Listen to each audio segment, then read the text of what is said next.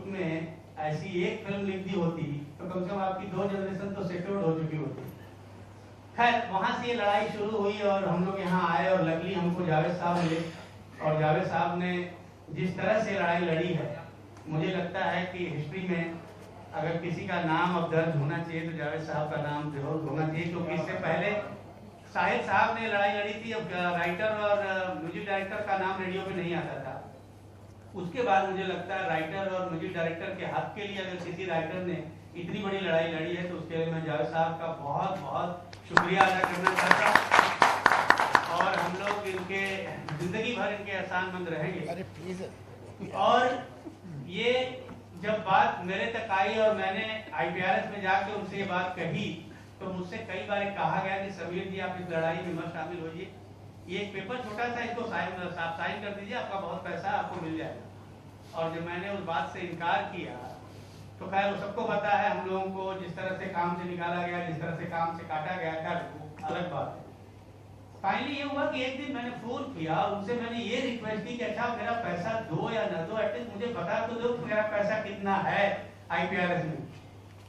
तो मुझसे कहा गया कि सर ये भी हम नहीं कर सकते, और वहाँ का CEO मुझसे कहता है कि ये हम आपसे टेलीफोन पे बात कर सकते हैं, हम आपको लिखित रूप से नहीं दे सकते, क्योंकि हमको कहा गया है कि जब तक वो मेंबर ये पेपर नहीं साइन करेगा उसको IPRS में एंट्री भी नहीं देना।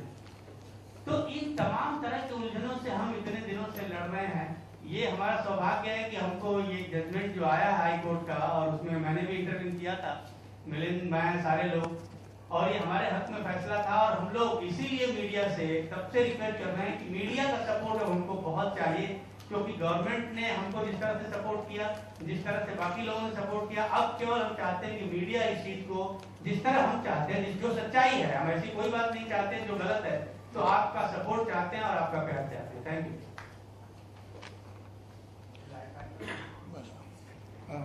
मैं लेस्ली साहब से भी रिक्वेस्ट करूंगा कि इन्होंने कुछ ऐसे एल्बम बनाए हैं जो फिल्म के नहीं, और मैं समझता हूँ कि जो नॉन फिल्म म्यूजिक है उनमें से जो एक दो बड़े सक्सेसफुल एल्बम हैं वो इनके भी बनाए हुए हैं। तो इन्होंने रॉयल्टी के लिए क्या प्रॉब्लम देखे हैं, इनके कॉन्ट्रैक्ट्स में क्या प्रॉब्लम होते हैं, जो कि नॉन फिल्म म्यूजिक है, I think he will be a better person to throw some light on it. जैसे जावेद जी ने कहा कि it's a very tough world out there, और जब अब नॉन फिल्म हो तो और टफ हो जाता है क्योंकि इट्स नॉट बॉलीवुड। और हमने बहुत एल्बम्स किए हैं, 95% की रॉयल्टी अब तक मैंने देखा नहीं। और 1998 में एक एल्बम किया था मैंने, 99, जो मैंने पहले बार एज एन आर्टिस्ट और रॉयल्टी के लिए साइन किया था। उसका अभी तक एक जो रॉयल्टी स्टेटमेंट आता है जो कहते हैं कि we owe you so much money, या हम नहीं दे सकते आपको, we don't owe you any money. पैसा तो छोड़ो, रॉयल्टी स्टेटमेंट अब तक नहीं बना। एंड वो तो 1998 की बात है ना, टॉकिंग अबाउट 2012 जब कोक स्टूडियो, जब मैंने फर्स्ट इंडिया का जो फर्स्ट कोक स्टूडियो मैंने किया, जब वहाँ रॉयल्टी के लिए साइन किया तो मैंने बहुत गाने कंपोज किए हैं। अब तक मुझे रॉयल्टी स्टेटमेंट भी नहीं आया है। So it's the same story 2014 और 1998। तो ये जो रूलिंग जो आया है, जो जावेद साहब ने इतना किया है, इट्स नॉट टेकिंग शेप, उसे लाइन पे लाना है और इट मस्ट वर्क। सिर्फ ऑन पेपर होने से I don't think it's any use. तो मुझे लगता है कि जो भी नॉन फिल्म करते हैं, लाइक शंकर भाई सर, कि अलग अलग किस्म से कॉन्ट्रैक्ट्स आते हैं कि ऐसा साइन करो या एडवांस में इतना पैसा दे कि we will buy off your royalty. ऐसा कैसा नहीं, it's not possible, and the new law says you can't just buy off the royalty. तो मेरे हिसाब से we are also facing the same thing. जो नॉन फिल्म है या फिल्म है, मेरे हिसाब से म्यूजिक और जो भी कॉपीराइट जो होता है, I think all of them are facing the same problem in this country right now.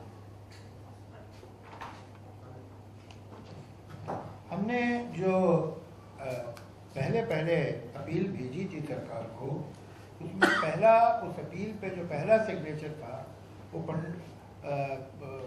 Pandit Ravishankar का था, और आखिरी एक दो जो थे उनमें से एक ए आर रहमान का।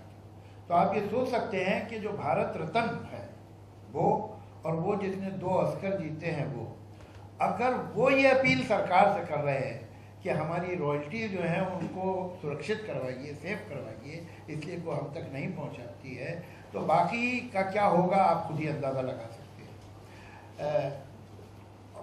जो इस वक्त फिल्म इंडस्ट्री में ज़्यादा काम करने वाले लोग हैं, जिन्होंने पिछले 10 साल में 12 साल में ज़्यादा काम किया है, ज़्यादा कामयाब काम किया है, आज उन लोगों को परसों से एक नया पैसा रॉयल्टी भी नहीं मिली, एक नया पैसा, इसलिए कि वो इस बात पे साइन करने को तैयार नहीं है कि हमारा कोई अधिकार ही नहीं है। और ये एक अजीब कानून बना है, इनका तरीका बना है कि वो कहते हैं कि ये कीजिए तो हम देंगे। भाई कितना देंगे आप, क्या देंगे, इसका हिसाब क्या है? अगर जो गवर्निंग काउंसिल है उस पर क्यों नहीं राइटर्स और कंपोजर्स आ सकते हैं? अब जब कानून बदल गया है, अब तो कोई भी बहाना आपके पास नहीं बचा है। आपने एजीएम क्यों नहीं किया है? आपने दोबारा ऐसा इलेक्शन क्यों नहीं किया है कि जिसमें सब लोग आ सकें? और आपने जो अपील की है कि साहब ये री रजिस्टर होना चाहिए, उसमें उस तरह की क्लॉजेस क्यों डाली हैं जो प्रेजेंट लॉ के खिलाफ है? ये तमाम बातें हैं जिसका उन्हें जवाब देना होगा, और वो तो खैर नहीं देंगे। हम तो आपके ज़रिए एक बार फिर सरकार से ही अपील करते हैं कि सरकार जिसने ये कानून बना दिया है वो ये भी तो देखे कि वो कानून इम्प्लीमेंट हो रहा है कि नहीं हो रहा है। यही हमारी मांग है और इसके आगे कुछ नहीं।